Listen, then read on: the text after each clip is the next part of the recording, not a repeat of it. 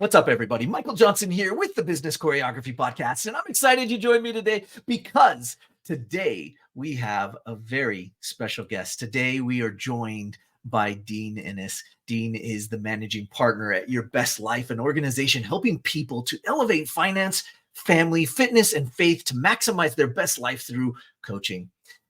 Coaching community, exclusive, once-in-a-lifetime experiences. His unique background of business experience, law enforcement, martial arts, and economic analysis gives him a rare perspective that enables him to successfully guide entrepreneurs, CEOs, and other top executives to new heights. Guys, we're so lucky to have him here. And we're so lucky to have him join us and share his wisdom and his knowledge from his journey.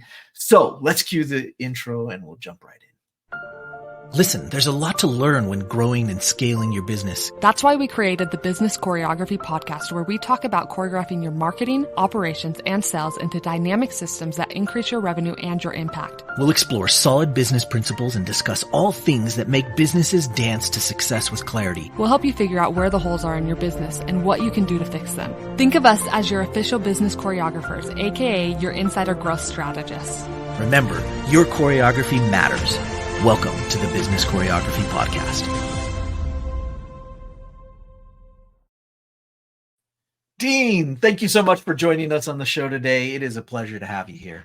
Hi, Michael. Thank you for having me. I'm really excited to go through this. When I was younger, and still to this day, I love to dance. And so when I read the title of your podcast, I thought, that's a terrific analogy to business, because it seems like you have to be really flexible. You have to be fluid.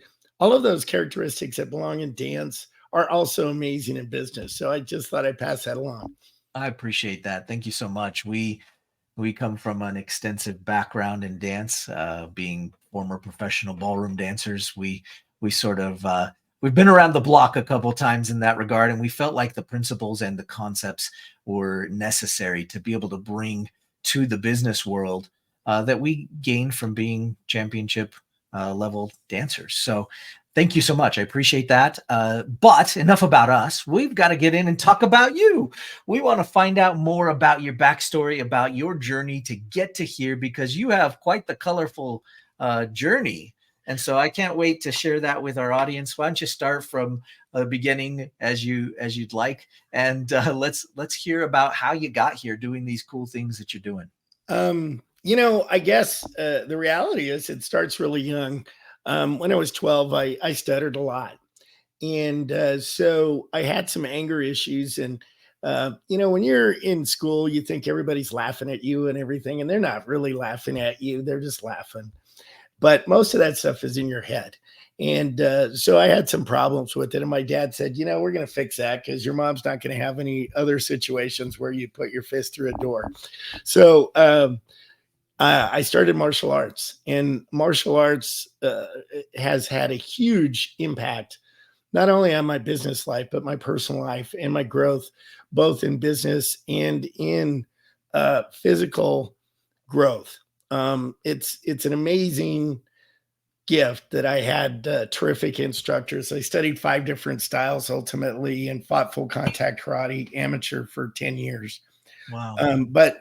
But really what happened was I learned a lot about discipline. I got control of my emotions, but it didn't help my stuttering. So at that point, my dad said, well, how are we going to fix this? So my dad was in the military, so it was pretty much, we were disciplined anyway, but how are you going to fix this? So I joined the speech team. And so I did poetry, because you could memorize it and everything. And I was terrible. I was terrible. But I got better each time, to the point where I actually decided that I could debate. And so my senior year in high school, I debated and ended up with a full ride debate scholarship to the University of Wyoming.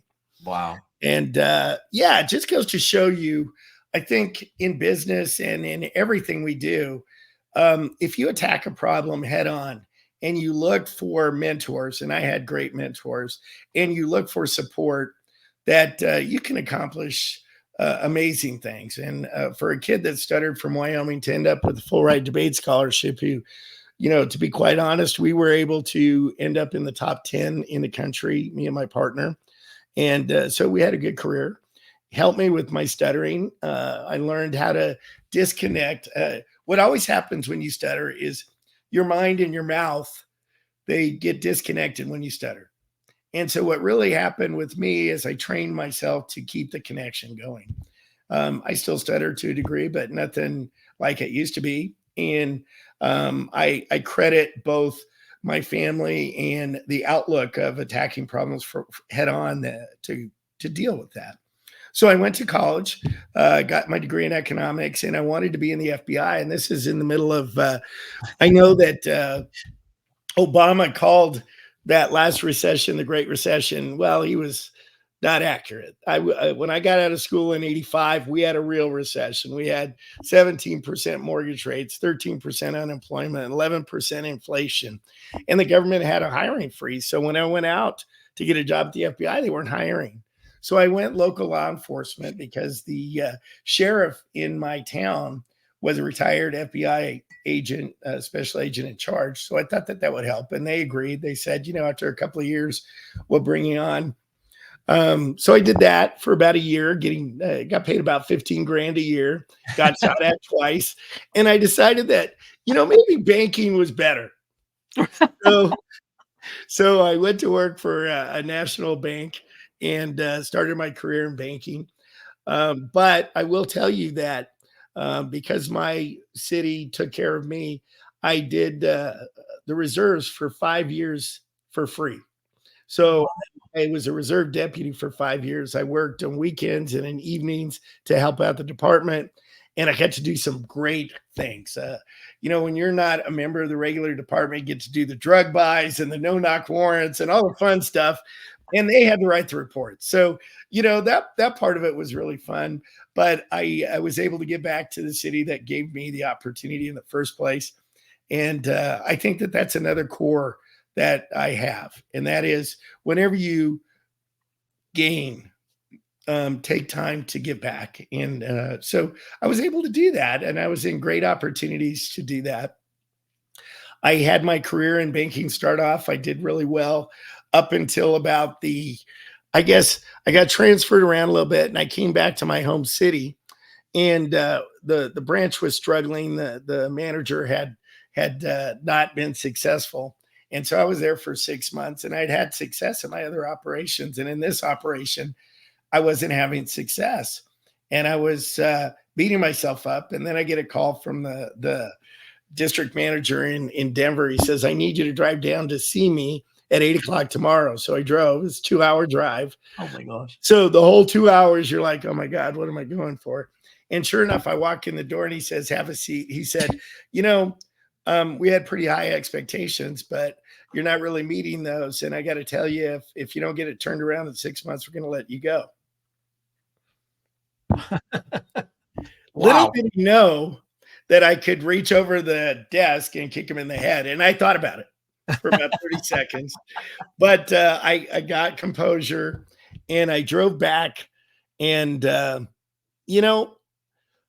I was analyzing why I had failed and what I was doing and what I needed to do.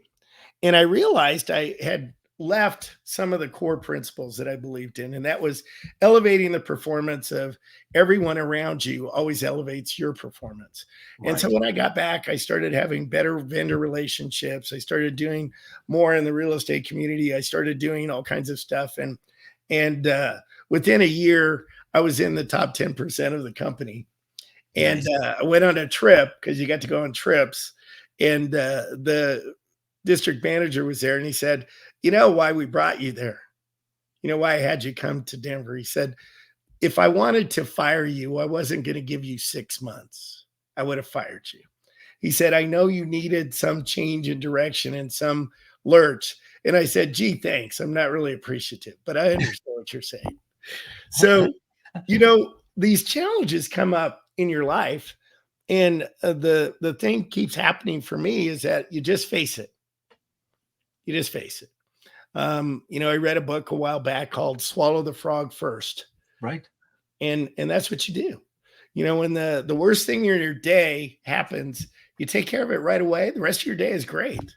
And so I did that with my life. I did that with martial arts. I did that with the stuttering, and I did that with business. And so I ended up being very successful in that operation, taking me from Cheyenne all the way down to El Paso, Texas, and took over a branch here, met my wife, and getting married to a woman from El Paso is like the largest anchor that the Titanic had, because you're not moving once you get here. But again, I was very lucky. The people here are remarkable, and I had a very, really good career. I went through, I worked with that bank all the way up until 99.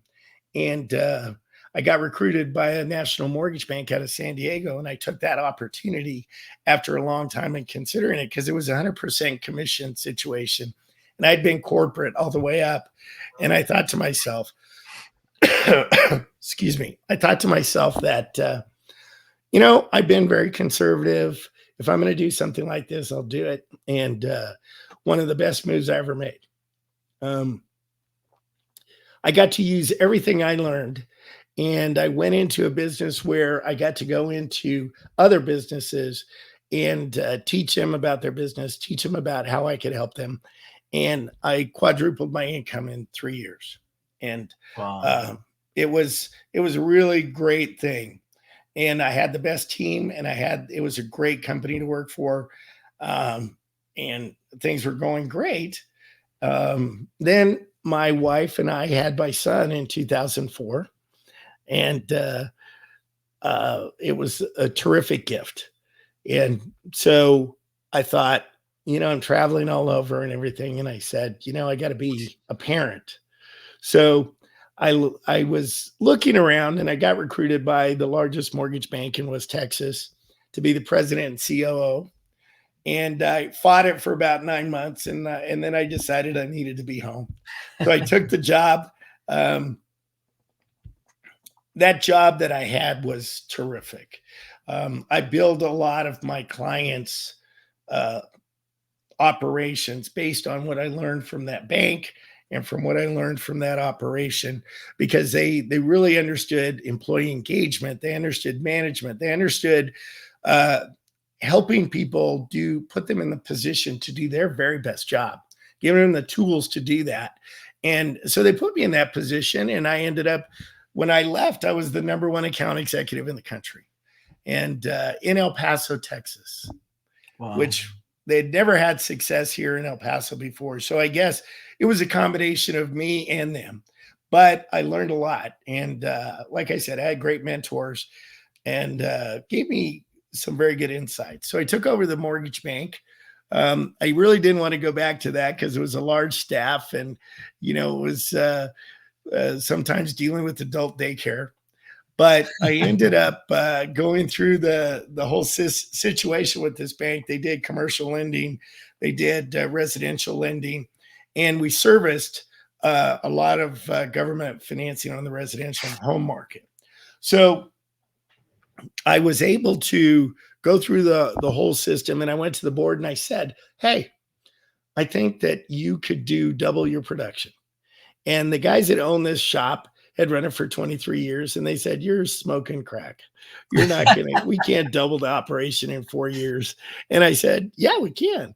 So I did that at a board meeting, and they all laughed, but they were pretty smart guys. So they came back at the next board meeting, and they said, you know what? We think we're going to give you the opportunity to prove that. And I said, great. What do I get? And they said, well, if you do those things, you're going to get $1 million bonus, which, was a pretty good thing. But when I negotiated coming on board, I negotiated my fair deal. I mean, I got a piece of the action. I was always paid for performance after that. So I had a decent salary, but my big end was on generating revenue for the company, and I got a piece of that. So when I went back to the employees, they laughed at me too when I announced we had these 4 goals that we were going to hit. One of them was to deliver $1 billion in servicing, which is, they were at 500 million. So we were going to do $1 billion in 4 years. And so everybody laughed. But I said, I just want you to know that in this particular case, the board offered me $1 million bonus to get this done. And the way I'm going to get this done is by sharing that bonus on an equal basis with any employee that's been here 5 years. So if you're a cashier that's been here 5 years, you're going to get the exact same bonus as the president does. I got their attention. So we were able to, I train the employees at a different level. I believe that if I could get 10% more productivity out of every employee, that would help me. I went to our vendors, our businesses, and I elevated their performance. I trained in their businesses. I trained my sales team. And sure enough, we hit all 4 goals with time to spare. We got the $1 million bonus paid to all the employees. They were very happy. And we had a very successful run. I was only going to work there for 10 years. I ended up staying about 13. I think I should have probably left about 2 years earlier, but it was a great situation because it met my needs. And that was to do well for that team, but also to be a father. And I got to coach my son's baseball team, his football team. We went to every event. And so that flexibility was invaluable to me. And I think that those are some of the highlights of my career. And now when I retired about 4.5 years ago, I got the opportunity. Somebody said, you've been coaching for 36 years. You should keep doing that. And so I started doing some executive consulting, and I coach businesses at every level. I have skincare in Miami. I have companies in Canada, South America. So I get to coach people all over the world, and it's exciting. And I get to teach them about scaling, about all kinds of things, because in my banking career, I got to review a lot of businesses. I got to help a lot of businesses succeed. I saw a lot of businesses fail, and I learned a lot. And between that and my economics, I have a pretty good idea of how to fix things. And then you introduce discipline and scalability and accountability, and you can change the course of businesses. And I've had some really exciting success stories over the last year, and it's been great. Wow. What a journey, and what a winding, crazy road. They always are. And it's I think it's important that those listening understand, like, where you're at is probably just perfect for where you need to be. And you probably just need to take a look at where you're wanting to go and make your adjustments, and I think that's huge.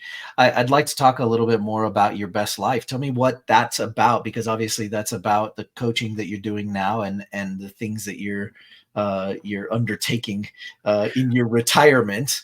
It's funny. I retired, but now I have 9 businesses. So your best life is, what I tell people through their careers is that if you're interested in money, I'm not going to coach you. If you're interested in choice, I'll coach you, and I'll teach you how money is a tool to get you there. But if your focus is on money, I really don't do that. I teach people how to be financially successful, to have choice. And my dad died when, right before I left my job at the bank. And he was one of the reasons I left. He died at 57. He was younger than I am currently now. We were 21 years apart. He was a typical American. He had his own business, very successful, but didn't plan for his future, didn't have a lot of debt, but didn't have a lot of security. And so when he passed away of cancer, it really opened my eyes and changed my proximity to my goals. And so I changed all my goals. And one of those goals was to make sure that my family at age 50 would never have to worry about anything. And so I did that through, I diversified my portfolio. I was very conservative in my work, in my, spending. And when I hit 50, I put all of those things in place. And the freedom it gave me was that now I could do things that are fun. So your best life now is fun. It's fun because I get to work with people I choose to work with. They're successful entrepreneurs that want to go to the next level. And when I say that, that means they're open to coaching. a lot of people that need coaching are not open to it. A lot of people that want coaching won't listen. They won't take the action steps. They won't use the discipline necessary to get to their best success. And the group I work with now, they are the exception to that. We have about 60 members. We're going to cap it about 100. I coach on a regular basis through the week through Zoom. And then we have 4 trips a year. And these trips are set up with huge content. I just told you I got back from Dubai last night, and that trip was amazing. We had Todd Buchholz. He's the economic advisor to the Bush administration. He wrote 9 best-selling books, and he ran a $15 billion hedge fund, and he was one of our speakers. I was another one of our speakers, and then we had a professor from a local Dubai university there speaking. And we brought enormous content to our staff, and I mean to our group, and they left with benefit of understanding the global economy. Then we trickled to the U.S. economy, talked a little politics and the impact it would have on our businesses, and then we talked about action items. And so I really try to bring enormous value to our people so that they can continue to grow and elevate their performance in their businesses. And the preface for setting this up was not about the 3 partners and the 3 speakers. It was really about the community and the brain trust that lives in that community of entrepreneurs. So we share an enormous amount of ideas and everything. And I think that that's given us an added layer of success. We started this in December of 20, right in the middle of COVID. And we were a little bit of aggressive. We started traveling in March of 21, and right in the middle of COVID. We went to Costa Rica, then we went to Greece when it was a red country. We did these things, and we had a great time. I mean, we do content, but then at the end of the day, we do community development. And so we do experiences in every community that we go to that are curated by my team, which I think is the best team on the planet. We went to the Burj Khalifa. We went to Abu Dhabi. We did all kinds of stuff that we shared together and we went to a desert retreat where we saw how the Bedouins live. We got to eat authentic meals, and we saw dancing, and we got to ride camels, and it's exciting for me because I'm an owner, but sometimes I'm like along for the ride. And that's what choice is all about, right? Deciding who you want to be with and having fun. And that's kind of where I'm at right now. I have several other companies that are involved in real estate. I have a company that does some biohacking that we're getting ready to open a franchise in Austin, Texas. I have a company that I'm a partner in renewable energy in Fort Collins, Colorado. So I'm a little bit all over the place, but I'm having a lot of fun. And I've learned how to automate a lot of my businesses. And so that's what I teach people. How to build a business as if you're going to sell it, whether you sell it or not, which means, you design the business with standard operating procedures, with job descriptions, with skill sets to match those job descriptions, with the business flow chart that shows everyone in your business how the business works. You have alignment. So you talk about, and I hate mission statements, but you talk about what your company is there to do. What's your value proposition? And you share that with everybody in your company. And if your receptionist knows how valuable they are to that company, then they show it. And everybody in the company shows it. And if you give them the tools to be successful in the job that you hired them for, and you train them and you support them, then businesses tend to be a lot more successful. And I talk about how you build a business as if you're going to sell it. Ultimately, businesses that are built that way have much higher multiples, because then you're extracting you as the talent. You're putting everything in the business so that it's turnkey, and that multiple goes up enormously. And the beauty of it is, if you don't want to sell it, you've already extracted the talent, and it's just passive income. So either way, it's a win. So I share those messages with our group, and I share them. I do speaking engagements around the country too. But I really feel like we don't teach the stuff we should be teaching in school. And I'm talking high school and college.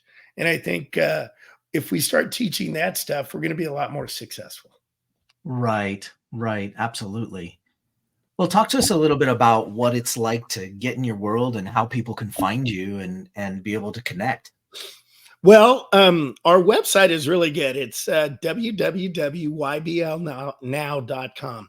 And the beauty of this website is it shares some of our past experiences so you can get a feel for what these trips are like. And then it shares testimonials from our clients so you can get a feel for what they get from us as coaching. And then it also has an application process so that if you're interested, you can apply. But I have an Instagram. I'm not as active as I should be, but they're really whipping me into shape. So in the next 6 months, I'm going to be a lot more active. I'm on Facebook at Dean Inniss. I'm on Instagram at DJ_crusade. And that is that goes back to my dad.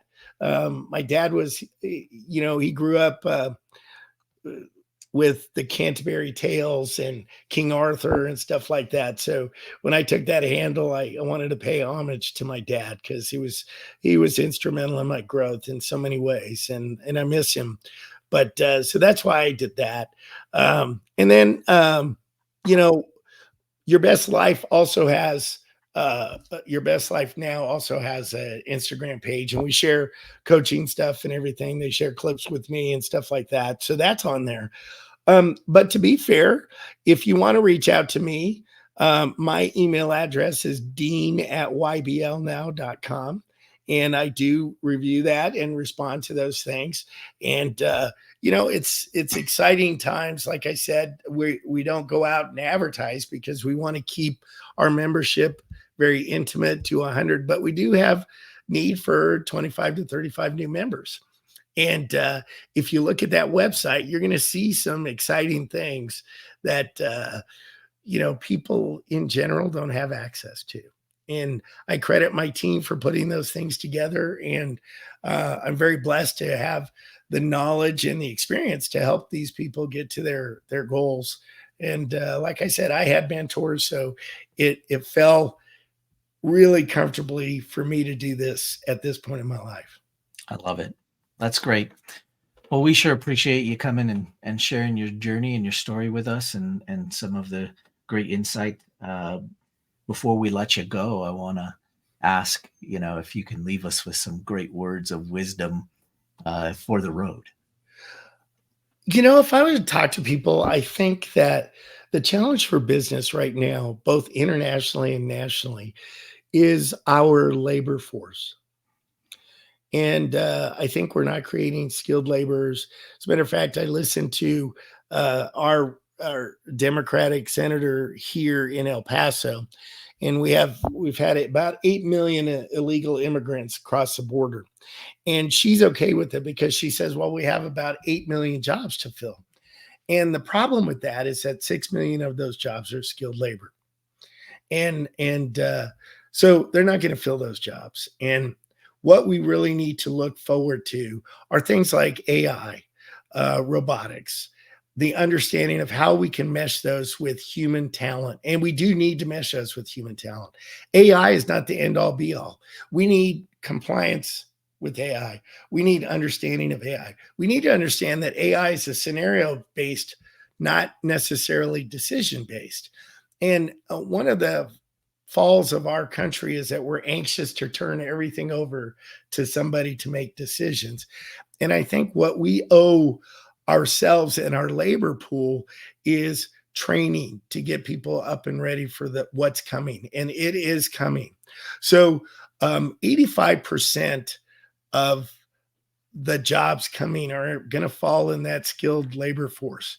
And I recommend people, if they have good employees in their company, to look at retraining and reskilling those people, because I think it's a valuable asset.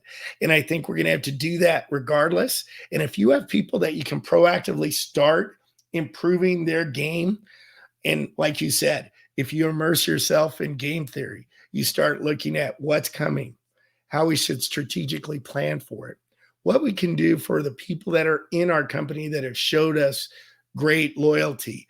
Those things will bear the fruits when everybody else is running and trying to find the labor that they need. So the words of wisdom I would give you is start looking ahead, start getting some skill sets in place, and look for those employees in your group that you can take care of and augment their skills, because they'll appreciate it and your business will grow from it. I love that. Well, thanks so much, everybody, for joining us today. And Dean, we appreciate you so much for being here. As usual, keep choreographing your business, all parts of your business. Don't slack off on any area. It's a necessary thing to make the show come together. So Absolutely. We'll see you guys on the next episode. Thank you so much, Dean. And thank you, Michael. Out there, take care. Thanks for joining us today. Want more business choreography? Check out our website at bizchoreo.com to find out more. And find out how the choreography for your marketing, operations, and sales can raise your revenue and create more impact. Remember, every business needs choreography.